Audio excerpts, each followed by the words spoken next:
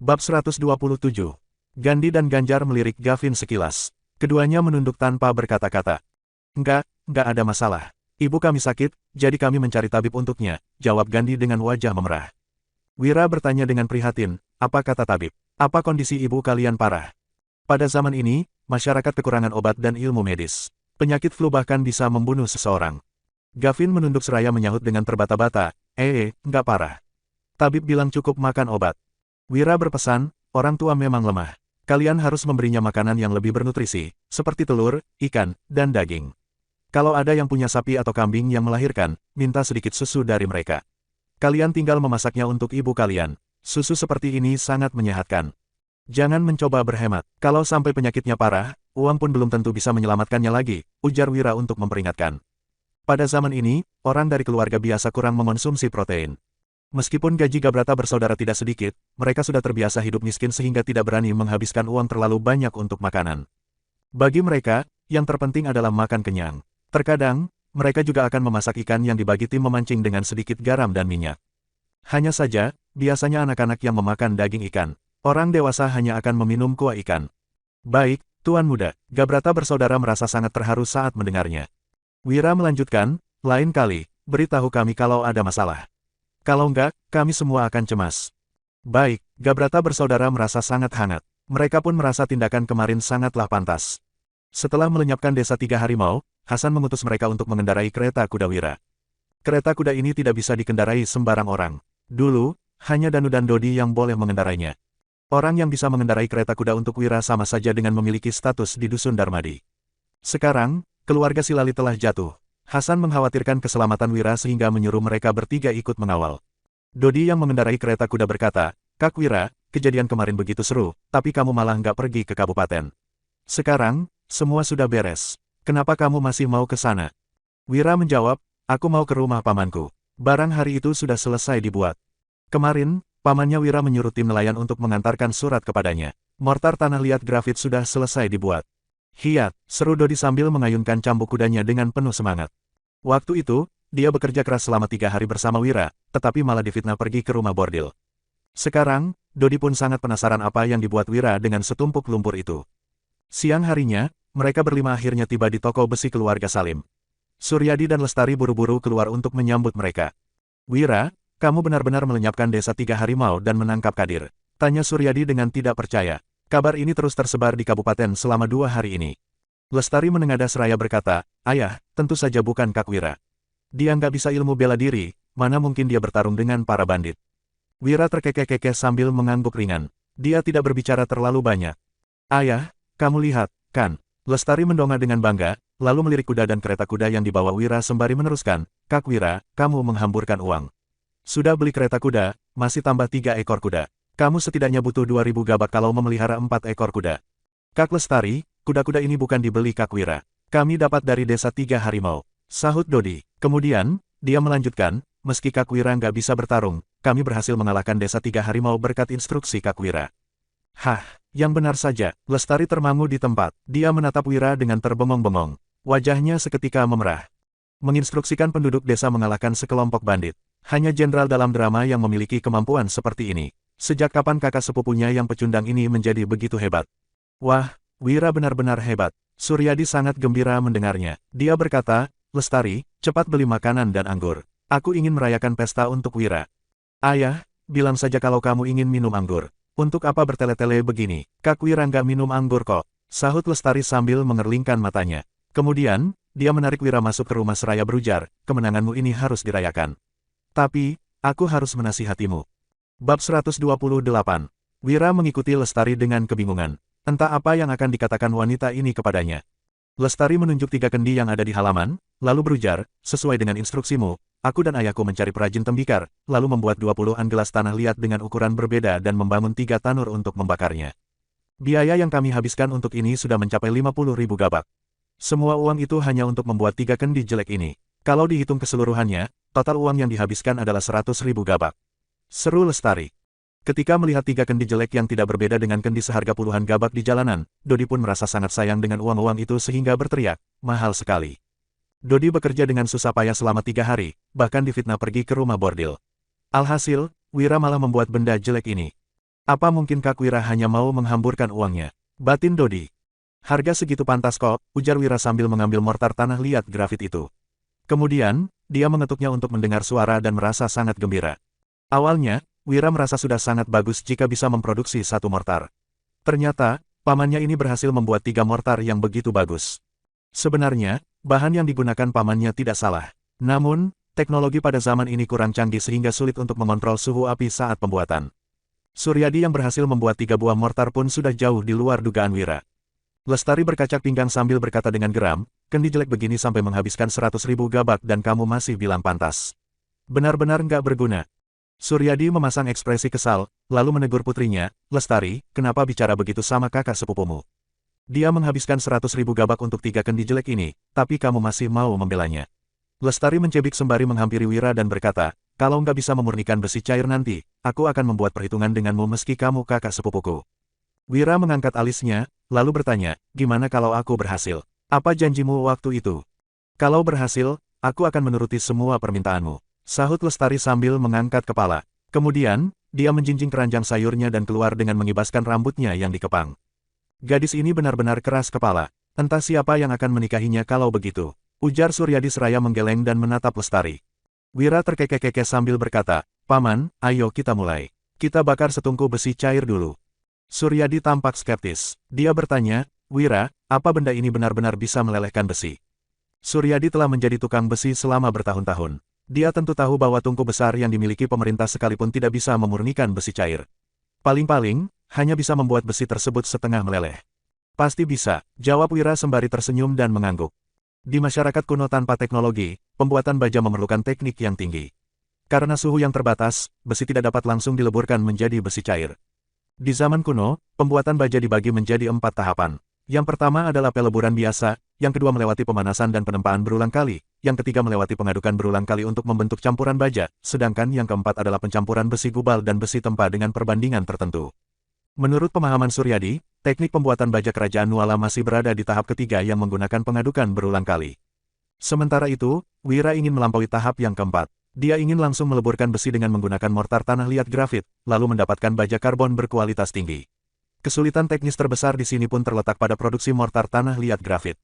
Sekarang, bagian paling sulit sudah berhasil dilalui. Wira hanya perlu mengajari pamannya cara pembuatan yang dia inginkan.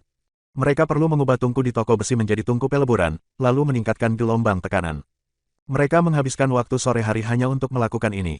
Hingga malam hari, peleburan besi baru dimulai. Suryadi, Danu, dan Gabrata bersaudara mengelilingi tungku peleburan sambil mengamati dengan saksama. Ini adalah mortar seharga 30.000 gabak lebih per buah. Mereka khawatir akan rusak karena dibakar batu bara. Sementara itu, Wira pergi ke halaman belakang dengan santai.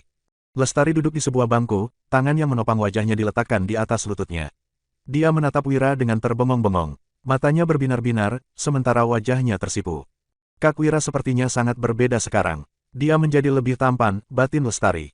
Dulu, Wira sangat sombong sehingga sering meremehkan orang lain. Sekarang, dia telah berubah total dan bahkan sering terpikir akan ide-ide aneh. Beberapa hari lalu, Wira menyuruh tim penjualan mengantarkan sabun kemari. Lestari pun mendapati tubuhnya menjadi putih dan wangi setelah mandi dengan sabun itu. Begitu mencari tahu, ternyata sabun ini seharga 3.000 gabak per satuan. Hanya orang kaya yang sanggup membelinya. Bab 129. Waktu itu, Lestari sangat tidak tega untuk mengatakan Wira hanya tahu menghamburkan uang. Bagaimanapun, dia merasa sangat senang dengan hasilnya.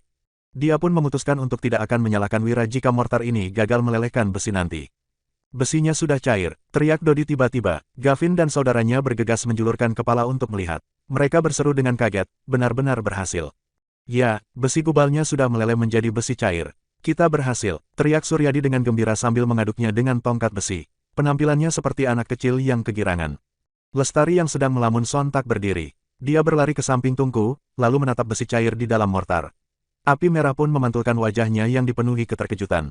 Sebagai putri seorang tukang besi, dia tentu mengerti apa maksud dari besi gubal yang meleleh. Ini adalah baja yang sangat bagus. Jika ditempa menjadi pedang, mereka bisa menjualnya seharga ratusan ribu hingga jutaan gabak. "Wira, besinya benar-benar berhasil dileburkan," seru Suryadi sambil berlari ke sisi Wira. Dia sama sekali tidak terlihat seperti seorang senior sekarang. Wira terkekeh-kekeh sembari mengangguk. Produktivitas di zaman kuno benar-benar rendah sehingga mortar tanah liat grafit seperti ini sudah membuat mereka begitu bersemangat. Jika di kehidupan modern, baja cair seperti ini tidak ada apa-apanya. Lagi pula, rumah siapa yang tidak memiliki baja nirkarat? Itu sebabnya, mereka tidak akan bergembira seperti Suryadi dan lainnya sekarang. Prosedur selanjutnya jauh lebih sederhana. Mereka tinggal menuangkan besi cair ke dalam cetakan untuk membentuk baja karbon tinggi. Ketika bangun esok harinya, mereka hanya perlu membungkus besi tempa dengan baja karbon tinggi, lalu menggunakan metode membungkus baja untuk membuat pedang. Setelah itu, pedang akan menjadi sangat tajam dan lentur. Ketika ditebas, pedang pun tidak akan patah. Meskipun Wira mengetahui teori pada metode membungkus baja, dia tidak pernah menempa pedang. Jadi, semua ini masih harus dipelajari oleh pamannya yang profesional ini. Wira menguap, lalu bersiap-siap untuk pergi tidur. Tiba-tiba, Lestari menghampirinya. Dia menunduk sambil berkata dengan wajah tersipu, tungkunya berhasil melelehkan besi. Aku kalah taruhan, katakanlah, apa permintaanmu? Aku cuma bercanda, kamu malah menganggapnya serius. Wira menggeleng sembari tersenyum, lalu berkata lagi, besok, paman akan menempa pedang. Kamu bawakan sedikit urin sapi, kambing, dan kuda. Apa, kamu menyuruhku membawa barang sekotor itu? Kamu ini, ya sudah, aku akan menurutimu karena aku kalah. Lestari tampak kesal, dia berbalik sambil berteriak, kalau begitu, bereskan ranjangmu sendiri, cuci baju kotormu sendiri, dan panaskan air sendiri. Jangan lupa, ya, barang-barang itu sangat penting. Kamu harus membawanya besok, ujar Wira untuk memperingatkan karena merasa tidak tenang. Dia pun tidak tahu mengapa Lestari marah padanya. Ya, aku sudah kalah, pasti kubawa. Aku akan membawa semua yang kamu mau, teriak Lestari. Setelah tiba di kamarnya, Lestari menarik selimutnya sambil memaki dengan geram, brengsek. Aku kira dia sudah jadi baik, tapi dia malah menindasku karena aku kalah taruhan. Tiba-tiba, pintu kamar terbuka. Wira berjalan masuk seraya berkata, aku nggak menindasmu. Aku butuh urin hewan supaya pedangnya bisa lebih tajam. Lestari membalikkan tubuhnya, lalu menyahut, jangan kira kamu bisa menipuku karena berpendidikan. Memangnya siapa yang butuh urin hewan saat menempa pedang? Wira pun tergelak dan menjelaskan, tentu saja bukan hanya urin, tapi juga minyak. Ini namanya metode pendinginan dan pemanasan ganda. Ini adalah metode rahasia yang langka, kamu jangan sembarangan memberitahu yang lain. Lestari mencebik sembari menimpali, dasar penipu. Wira tidak menjelaskan lagi, melainkan tersenyum getir sambil berkata, paman menyuruhku datang untuk memberitahumu sesuatu. Lestari mendengkus ringan, lalu membentak, cepat katakan. Jangan bertele-tele begini. Itu, Wira menggosok kepala belakangnya sebelum berkata dengan tidak enak hati, aku barusan menyuruh Dodi dan lainnya menginap di luar, tapi paman melarangnya. Dia bilang untuk apa hambur-hambur uang begini. Benar, kamu harus berhemat selagi bisa. Lestari mengangguk, lalu mengernyit sambil bertanya, tapi, rumah ini mana muat kalau mereka mau menginap? Jumlah kalian ada 5 orang. Wira menghela napas dan menyahut, makanya, paman menyuruhku tidur di kamarmu. Aku tentu saja menolak, tapi paman terus memaksa. Hais, aku sebenarnya nggak mau. Bab 130. Ketika masih kecil, keduanya sering tidur sekamar, bahkan seranjang. Namun, karena sudah dewasa sekarang, pria dan wanita tentu harus menjaga jarak. Paman mereka malah masih menganggap mereka sebagai anak kecil. Sebenarnya, hal ini juga bisa dimengerti. Mana mungkin tukang besi kasar seperti pamannya bisa mempertimbangkan begitu banyak hal. Wajah Lestari pun memerah. Dia berkata, kalau gitu, kamu tidur di lantai. Wira mengangkat alisnya seraya menimpali, paman bilang tubuhku lemah. Jadi, dia menyuruhku tidur di ranjang kamu yang tidur di lantai.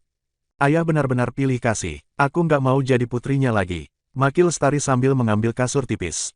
Setelah Lestari meletakkannya dengan baik, Wira langsung berbaring di atasnya dengan meletakkan kedua tangan di belakang kepala. Lestari pun menariknya dengan kesal sembari mengomel, apa yang kamu lakukan? Cepat berdiri, ini tempat tidurku. Wira berbaring dengan santai seraya berkata, aku sangat capek, nggak mau naik ke ranjang lagi. Aku akan tidur di sini malam ini. Kamu ini, Lestari menggerutu, kamu tetap harus cuci kaki sebelum tidur. Kalau enggak, selimutku yang akan kotor. Oh, Wira menguap, lalu berkata, kalau gitu, kamu bantu aku ambilkan air untuk cuci kaki.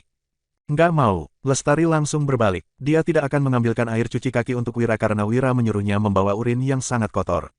Beneran nggak mau? Tanya Wira. Ya, kalaupun ayah datang, aku tetap nggak mau ambil. Balas Lestari. Gimana kalau aku membelikanmu jepit rambut emas? Tanya Wira lagi. Lestari terdiam sejenak sebelum menjawab, Kak Wira, airnya mau yang hangat atau panas? Panas sedikit, tambahkan sedikit garam juga, sahut Wira. Kamu lagi-lagi menghamburkan uang. Baiklah, ujar Lestari. Setelah selesai cuci kaki, mereka pun menutup lampu dan berbaring di tempat tidur masing-masing untuk tidur. Tengah malam, Lestari tiba-tiba bertanya dengan antusias, Kak Wira, apa kakak iparku cantik? Enggak, jawab Wira. Hah, semua orang bilang kakak iparku wanita tercantik di Kabupaten Uswal. Kenapa kamu malah bilang nggak cantik? Tanya Lestari. Cantik saja nggak cukup untuk mendeskripsikannya, jelas Wira. Kalau gitu, beritahu aku seberapa menawannya dia, ujar Lestari. Wira menimpali, dia lebih menawan 10 kali lipat darimu. Terdengar Lestari yang menggertakkan giginya dengan geram. Kemudian, dia berkata, kalau gitu, lain kali aku akan ke rumahmu untuk melihat seberapa cantiknya kakak iparku. Wira merespons dengan singkat, dasar Kak Wira jahat, baru ngobrol sebentar, sudah tidur. Maki Lestari dengan kesal sembari menggertakkan giginya lagi. Keesokan harinya, klang-klang-klang, di toko besi, terdengar suara ketukan yang berlangsung dari pagi hingga sore hari. Baja karbon tinggi dilipat, ditempa, dibungkus dengan besi tempa, dan akhirnya menyerupai sebilah pisau treksa. Setelah mengambil penjepit besi untuk mengambil pisau setengah jadi itu, Suryadi menggunakan minyak dan urin hewan untuk mendinginkannya. Sesudah dingin dan selesai dipoles, dia pun memasukkan pisau tersebut ke sebuah sarung. Dengan demikian, pisau treksa yang indah selesai dibuat. Begitu pisau tersebut dihunuskan, terlihat bilah yang agak tebal karena dibungkus baja. Selain itu, bilah juga dipenuhi pola air yang indah. Aku telah membuat pisau dan tombak selama bertahun-tahun, tapi ini pertama kalinya aku membuat pisau yang begitu indah, ujar Suryadi dengan antusias saat mengamati karya barunya itu. Sebagai seorang perajin, Suryadi sudah membuat begitu banyak tombak dan pisau untuk orang-orang pemerintahan. Namun, tidak ada satupun pisau yang bisa menandingi keindahan pisau buatannya kali ini. Mata Gabrata bersaudara berbinar-binar. Mereka berkata dengan kagum, pisau ini bahkan lebih indah dari pisau milik bandit. Dodi juga menatap pisau itu lekat-lekat sambil memuji, pisau ini lebih indah dari pisau hitam milik ayahku. Wira pun terkekeh-kekeh mendengarnya. Pisau treksa adalah puncak penempaan senjata non-api di Atrana. Pisau ini memiliki bentuk dan teknik yang indah. Lestari juga terpesona melihatnya. Namun, dia segera tersadar dan memperingatkan, pisau ini memang cantik. Tapi, harus dicoba dulu, baru tahu ketajamannya. Bab 131. Lestari sangat curiga pada ketajaman pisau yang dibuat dari urin hewan itu. Sebenarnya, ini bukan pisau biasa, melainkan pisau panjang yang menyerupai pedang. Pasti tajam. Sebagai seorang tukang besi, Suryadi merasa sangat yakin. Kemudian, dia memberi perintah, bawa baju zirahnya kemari. Untuk menguji ketajaman pedang ini, Suryadi sudah membeli baju zirah kulit di pagi hari. Berlapis-lapis baju zirah kulit itu ditumpuk di atas bangku. Suryadi menebaskan pedang itu, lalu selapis demi selapis baju zirah itu pun robek. Wira tidak menghitung ada berapa banyak lapis baju zirah yang robek. Menurut sejarah teknik material, seorang ahli senjata dari dinasti Utasel pernah membuat pedang dengan cara membungkus baja, lalu menggunakan metode pendinginan dan pemanasan ganda. Pedang yang dibuat dengan metode ini bisa menembus 30 lapis baju zirah kulit. Dengan baja karbon tinggi yang kualitasnya semakin bagus, pedang yang dihasilkan juga akan semakin tajam. Baju zirah yang ditembus pedang ini pasti melebihi 30 lapis. Lestari mulai menghitung baju zirah kulit yang robek, 1, 2. Dodi pun membelalak. Pedang yang dipakai bandit dan petugas patroli paling banyak juga hanya bisa menembus 5-6 lapis baju zirah kulit. Bahkan golok ayahnya yang paling tajam juga hanya bisa menembus 20 lapis baju zirah kulit. Totalnya 36 lapis. Ayah, pedang yang kamu tempa bisa menembus 36 lapis baju zirah kulit. Ujar Lestari dengan gembira. Orang yang mampu menempa pedang hingga bisa menembus 20 lapis baju zirah kulit sudah termasuk ahli senjata top. Hehe, Suryadi tersenyum senang sambil menggeleng, lalu berkata, gadis bodoh, yang hebat bukan ayah, tapi kakak sepupumu. Tanpa baja karbon tinggi dan metode menempa pedang dengan membungkus baja yang diajarkan Wira, Suryadi hanya bisa menempa pedang yang paling banyak menembus 5-6 lapis baju zirah kulit. Lestari menatap Wira dengan malu, lalu meminta maaf, Kak, maaf, aku salah lagi. Kemarin, aku nggak seharusnya mencurigaimu dan mengatakan kamu sudah menipuku. Dalam pengumpulan kotoran dan urin hewan hari ini, Wira menyuruh Gandhi dan Ganjar pergi bersama Lestari. Dia tidak menyuruh Lestari untuk turun tangan sendiri dalam pengumpulan kotoran-kotoran itu, hanya menyuruh Lestari memimpin jalan. Wira tersenyum sinis dan menjawab, kalau minta maaf berguna, apa gunanya petugas patroli? Mau aku memaafkanmu, cuci semua baju kotorku. Puff, Lestari langsung tertawa, dia tahu kakak sepupunya yang usil itu sedang bercanda. Wira menoleh ke arah Suryadi dan berkata, Paman, dengan mengetahui cara menempa pedang treksa, kamu sudah menjadi ahli senjata terhebat di Nuala. Kelak, statusmu akan meningkat. Enggak kok, pasti ada yang lebih hebat dariku. Jawab Suryadi sambil tersenyum gembira. Dia berusaha untuk tetap bersikap rendah hati.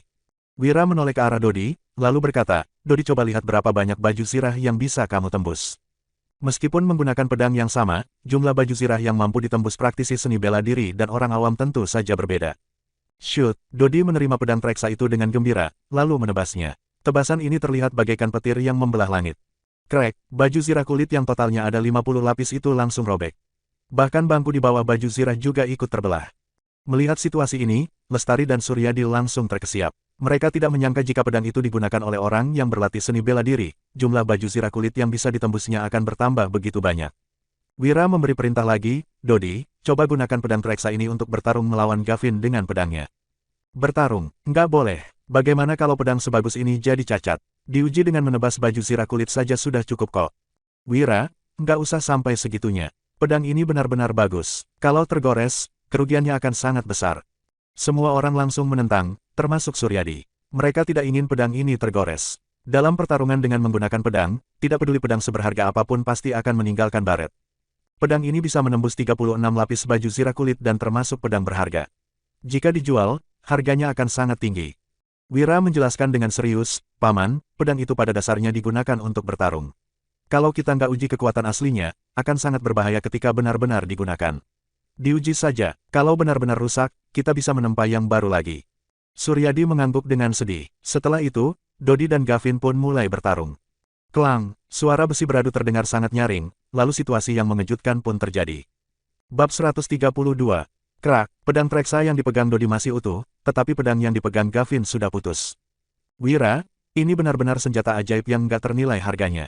Seru Suryadi dengan gembira sambil berlinang air mata. Lestari menutup mulutnya dengan terkejut. Dia menyaksikan situasi ini dengan ekspresi tidak percaya. Wira tertawa pelan, lalu menjawab, biasa saja kok, tapi bisa digunakan. Sebagai seseorang yang memiliki gelar doktor dalam teknik material, Wira bahkan pernah melihat pedang yang lebih tajam dari pedang Treksa. Dapat dikatakan bahwa bukan pedang Treksa yang hebat, melainkan pedang Gavin yang terlalu lemah sehingga tidak mampu menahan serangan pedang Treksa.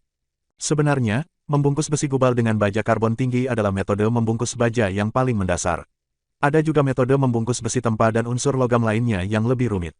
Namun, metode membungkus baja level terendah sudah merupakan metode yang jauh melampaui kemajuan masyarakat era ini dan dapat dikatakan tak tertandingi. Setelah mendengar ucapan Wira, Lestari langsung menjulingkan matanya. Dia merasa Wira terlalu arogan. Kak Wira, pedang ini bagus banget dan jauh lebih bagus dari golok hitam kesayangan ayah. Seru Dodi, dia sangat menyukai pedang yang sedang dipegangnya itu. Wira bertanya, suka, jawab Dodi sambil mengangguk. Tidak mungkin ada praktisi pedang yang tidak menyukai pedang seberharga ini. Wira melambaikan tangannya, lalu berkata, kalau begitu, untukmu saja. Apa? Semua orang langsung tercengang. Senjata sehebat ini bisa dijual di kota provinsi dengan harga yang luar biasa tinggi. Jadi, Lestari buru-buru memelototi Wira. Suryadi juga menatapnya dengan tatapan tidak rela. Kak Wira, senjata ini terlalu berharga. Meskipun suka, aku nggak bisa menerimanya.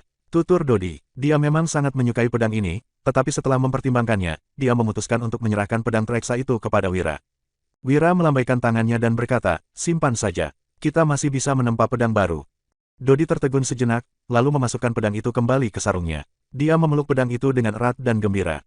Gavin, Gandhi, dan Ganjar merasa sangat iri. Para praktisi pedang tentu saja ingin memiliki sebuah senjata yang begitu berharga. Melihat ekspresi mereka, Wira tersenyum dan berkata, tenang saja, pedang yang ditempa paman selanjutnya bakal jadi milik kalian. Terima kasih, Tuan Wira. Seru ketiga bersaudara itu. Mereka langsung berlutut di hadapan Wira dengan berlinang air mata. Mulai lagi, Wira menatap mereka dengan tidak berdaya dan berkata, kalau kalian terus berlutut di hadapanku, kelak aku nggak bakal kasih kalian benda bagus apapun lagi. Ketiga bersaudara itu bangkit sambil tersenyum malu. Tidak peduli apakah mereka mendapatkan pedang berharga itu atau tidak, mereka rela berbakti pada Wira. Lestari pun cemberut. Sebelum pedang ini ditempa, Wira sudah berjanji untuk memberikannya kepada orang lain. Kakak sepupunya ini masih sama borosnya seperti dulu. Meskipun merasa sedikit tidak rela, Suryadi tetap mengangguk sambil tersenyum gembira. Keponakannya ini sudah memiliki semakin banyak cara untuk menghasilkan uang, dia tentu saja harus dilindungi. Memberikan 4 pedang hebat ini kepada Dodi, Gavin, Gandhi, dan Ganjar juga merupakan cara untuk melindungi Wira. Jadi, mereka sama sekali tidak rugi. Ayo lanjut leburkan besinya, kita bisa menghasilkan beberapa pedang lagi dalam semalam. Seru Suryadi. Nggak masalah kalau kalian mau leburkan besinya dulu, tapi tempanya besok pagi saja. Jangan mengganggu tetangga malam-malam, ujar Wira. Mereka semua sudah sibuk seharian, sudah saatnya mereka makan dan tidur. Wira dan Lestari masih sekamar, yang satu tidur di tempat tidur dan yang satu lagi tidur di lantai. Wira yang sedang tidur di lantai meletakkan kedua tangannya di belakang kepala sambil berdesah. Lestari pun bertanya dengan heran, kamu sudah berhasil menempa senjata yang begitu hebat, kenapa masih berdesah? Wira menjawab sambil tersenyum, siapa yang mampu membeli pedang sebagus itu di Kabupaten Uswal? Lestari menjawab, jual di kota pusat pemerintahan Jagabu atau kota provinsi, dong. Wira menggeleng dan berkata, perjalanan ke sana sangat berbahaya, di mana-mana ada bandit dan perampok. Lestari pun tertegun, lalu mengangguk. Perjalanan ke kota pusat pemerintahan Jagabu atau kota provinsi memang sangat berbahaya. Kadang-kadang, bahkan orang kaya kota kabupaten yang melakukan perjalanan dengan belasan orang bersenjata juga tetap dirampok. Keesokan siangnya, Wira sedang latihan berdiri di halaman ketika suara menempa besi di toko besi tiba-tiba berhenti. Kemudian, terdengar teriakan Lestari, "Ah, bagaimana kamu bisa menemukan tempat ini?" Bab 133. Wira pun berhenti latihan. Saat melihat Lestari membuka pintu dengan agak ketakutan, Wira bertanya, "Siapa yang datang?" Lestari berbisik, "Pak Hendra." "Nggak usah takut," hibur Wira. Kemudian, dia membuka pintu dan berjalan keluar. Dodi keluar dengan membawa pedang reksa dan diikuti Gavin beserta saudara-saudaranya. Di depan toko besi, terdapat sebuah kereta kuda mewah. Hendra, putra ketiga keluarga Suteja itu menutup hidungnya dengan sapu tangan. Dia merasa lingkungan di sekitarnya sangat kotor. Begitu melihat Wira, Hendra memicingkan matanya dan berkata, "Tak disangka, Tuan Wira dari kota pusat pemerintahan Jagabu ternyata adalah seorang pelajar dari Dusun Darmadi. Pelayanmu ternyata adalah putri seorang tukang besi, dan Suryadi ternyata adalah pamanmu. Selain itu, gula putih yang kamu jual bukan berasal dari barat, melainkan yang kamu hasilkan sendiri." Beberapa hari yang lalu, Hendra bertemu dengan Mahendra dan sudah bertanya dengan jelas mengenai identitas Wira. Awalnya, Hendra bermaksud untuk pergi ke Dusun Darmadi dan memaksa Wira menyerahkan metode memproduksi gula putih. Namun, tiba-tiba terdengar rumor bahwa Dusun Darmadi sudah menghancurkan desa Tiga Harimau. Setelah mempertimbangkannya baik-baik, Hendra memutuskan untuk melakukan transaksi dengan Wira. Hanya saja, nadanya terdengar sombong. Dia tentu saja akan bersikap hormat terhadap anggota keluarga besar dari kota pusat pemerintahan Jagabu. Namun, Wira hanyalah seseorang dari desa. Jadi, Hendra pun bersikap arogan saat menghadapinya. Kali ini, Hendra berencana untuk mengintimidasi Wira, lalu menurunkan harga gula putih agar keluarga Suteja bisa menghasilkan lebih banyak uang. Wira bertanya dengan ekspresi dingin, "Memangnya kenapa?" Hendra memang sudah secara langsung menunjukkan bahwa dirinya mengetahui identitas Wira dan menyiratkan ancaman dalam kata-katanya. Namun, Wira tidak takut dan juga langsung menantangnya. Saat ini, dia memiliki dukungan Iqbal dari pihak pemerintah. Selain itu, Hasan dan yang lainnya juga bisa melindunginya dalam hal bertarung. Jadi, dia tidak perlu takut pada seorang pedagang kaya seperti Hendra. Dodi, Gavin, Gandhi, dan Ganjar mengelilingi Wira, lalu menatap Hendra dengan tatapan membunuh. Mereka berempat pada dasarnya memang adalah praktisi seni bela diri. Setelah membunuh Heru dan membasmi desa Tiga Harimau, mereka berempat sudah menjadi semakin berani. Merasa dirinya bagaikan diawasi oleh 5 binatang buas, Hendra pun bergidik. Dia baru teringat bahwa para penduduk Dusun Darmadi ini adalah orang yang pernah membunuh 40-50 bandit. Dia mau tak mau merasa ketakutan dan mundur beberapa langkah, lalu berkata sambil tersenyum canggung, "Dik, kamu sudah menipuku waktu itu, wajar saja aku merasa agak kesal. Tapi, aku datang untuk melakukan transaksi denganmu kok." Wira melambaikan tangannya agar Dodi dan yang lainnya mundur. Kemudian, dia berkata sambil tertawa ringan, "Transaksi seperti apa yang ingin Pak Hendra lakukan denganku?" "Ada 2 pilihan." Hendra terkekeh, lalu berkata, "Pertama, keluarga Suteja bermaksud untuk membeli metode memproduksi gula putih dengan sejumlah uang. Tapi, kelak kamu nggak boleh produksi gula putih lagi." Wira mengangkat alisnya dan bertanya, "Berapa banyak uang yang akan kalian tawarkan kepadaku?" Hendra menjawab, 10 juta gabak. "Apa?" Suryadi, Lestari, Dodi, Gavin, Gandhi, dan Ganjar langsung marah. Harga setengah kilogram gula putih sudah bernilai 30.000 gabak. 10 juta gabak hanya setara dengan 150-200 kilogram gula putih. Keluarga Suteja berencana untuk membeli metode memproduksi gula putih dengan harga serendah itu. Mereka benar-benar bermimpi di siang bolong. Wira tersenyum dan menyindir, "Royal sekali. Apa Pak Hendra merasa aku akan setuju?" Hendra membujuk, "Wira, gula putih bisa dijual dengan harga semahal itu berkat kerja keras keluarga Suteja mengangkutnya dari tempat ini sampai kota provinsi. Dalam setiap perjalanan, keluarga Suteja harus mengerahkan 50 orang. Selain biaya makan dan transportasi selama perjalanan, kami juga harus menyuap para bandit untuk melewati beberapa tempat. Kadang-kadang, barang kami juga akan dirampok. Jadi, risiko yang kami ambil sebenarnya sangat besar. Kalau kamu mau pergi menjualnya sendiri, mungkin kamu akan terbunuh dalam perjalanan. Tapi, kamu bisa langsung jadi orang kaya kalau menjual metode memproduksi gula pasir dengan harga 10 juta gabak. Bukannya dengan begitu hidupmu akan lebih santai." Bab 134. Kalau keluarga Suteja merasa begitu kesulitan, kita nggak perlu kerja sama lagi. Wira tersenyum sinis dan melanjutkan, "Waktu aku bekerja sama dengan keluarga Wibowo sebelumnya, Nona Dian bahkan nggak tawar-menawar waktu membeli sabun. Hari ini, aku akan menawarkan gula putih kepadanya. Mari kita lihat apakah dia akan merasa keberatan atau enggak." Ekspresi Hendra langsung berubah. Dia buru-buru tersenyum menyanjung dan berkata, "Wira, yang namanya berbisnis itu harus mementingkan urutan. Lagian, kerjasama kita baik-baik saja, kan? Kamu nggak boleh ganti haluan segampang itu, dong. Wira mencibir, aku selalu memperlakukan orang lain sebagaimana mereka memperlakukanku. Aku tahu apa niatmu. Kalau kamu menyingkirkan niat jahatmu, kita masih bisa lanjut bekerja sama. Kalau enggak, kerja sama kita berakhir sampai di sini saja. Kamu kira aku takut pada keluarga Suteja? Memangnya kalian lebih hebat daripada desa tiga harimau? Dodi, Gavin, Gandhi, dan Ganjar sudah bersiap untuk menyerang. Tubuh mereka juga memancarkan aura yang mematikan. Hendra langsung ketakutan. Setelah menimbang-nimbang sejenak, dia akhirnya menekan keserakahannya dan berkata sambil tersenyum, Wira, kamu sudah salah paham padaku. Aku ini seorang pedagang, mana mungkin aku punya niat jahat. Keluarga Suteja nggak akan ungkit tentang masalah membeli metode rahasiamu lagi. Kamu tetap pasok gula putih untuk keluarga Suteja, ya. Mengenai harganya, kamu boleh memutuskannya sendiri asalkan nggak keterlaluan. Lagian, keluarga Suteja akan menjualnya dengan harga 3 kali lipat lebih tinggi. Kalau kamu membuka harga terlalu tinggi, nggak akan ada yang mampu beli. Dengan begitu, kita juga nggak akan mendapat keuntungan. Wira menjawab tanpa ekspresi, kalau begitu, harganya tetap 30.000 gabak per setengah kilogram.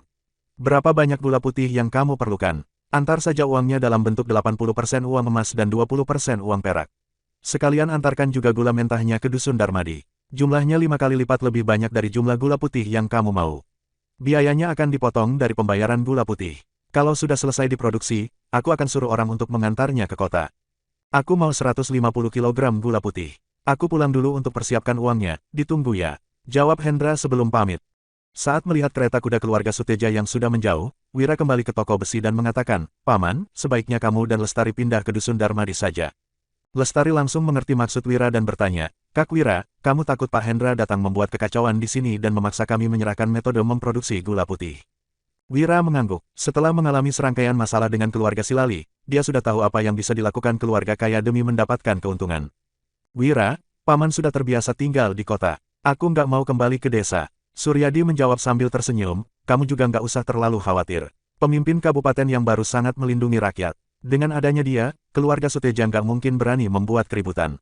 Wira hanya tersenyum masam sambil menggeleng. Suryadi masih kurang berpengalaman dan tidak tahu apa yang bisa dilakukan para keluarga kaya demi keuntungan. Bagi orang biasa, pemimpin kabupaten mungkin sangat berkuasa. Namun, seorang pemimpin kabupaten tidak memiliki kekuasaan yang begitu besar di hadapan keluarga kaya. Keluarga kaya memiliki banyak koneksi di ibu kota provinsi maupun kota pusat pemerintahan. Jadi, pemimpin kabupaten juga tidak berani sembarangan berselisih dengan para keluarga kaya.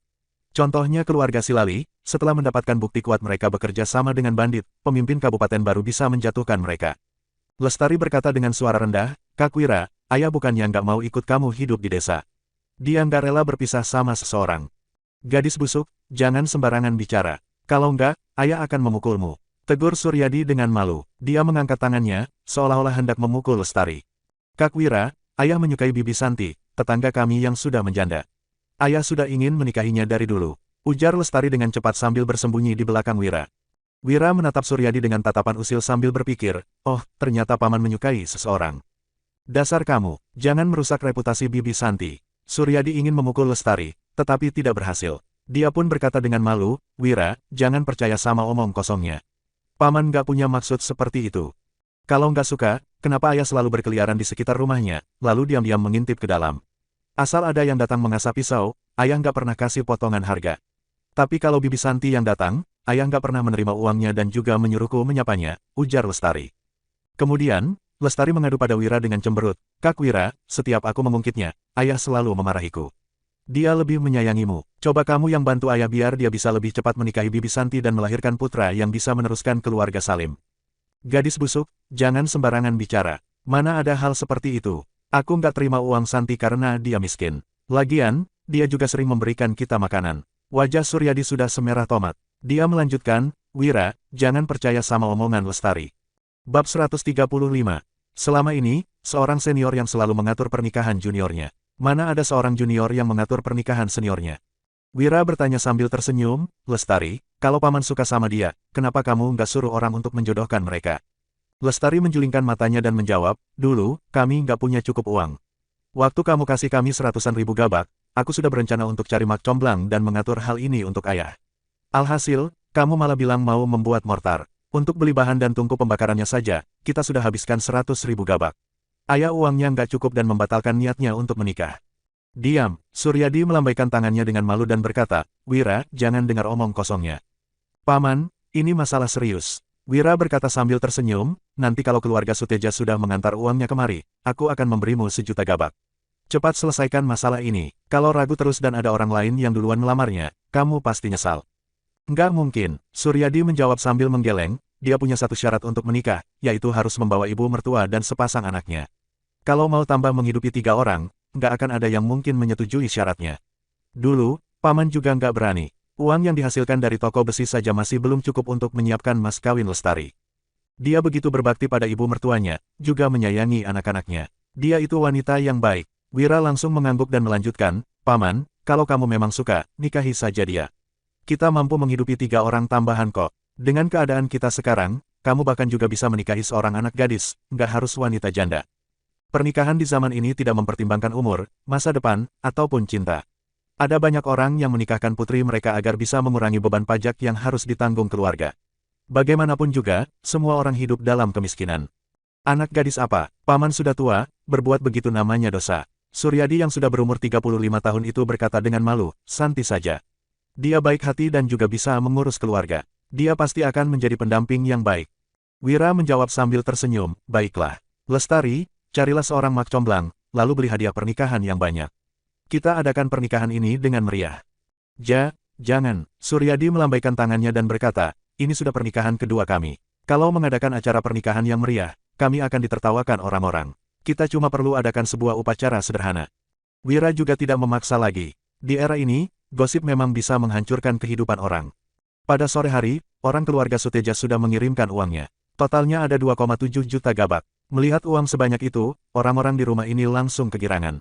Sebelum mereka sempat membeli hadiah pernikahan, ada sebuah kereta kuda lagi yang tiba di toko besi keluarga Salim.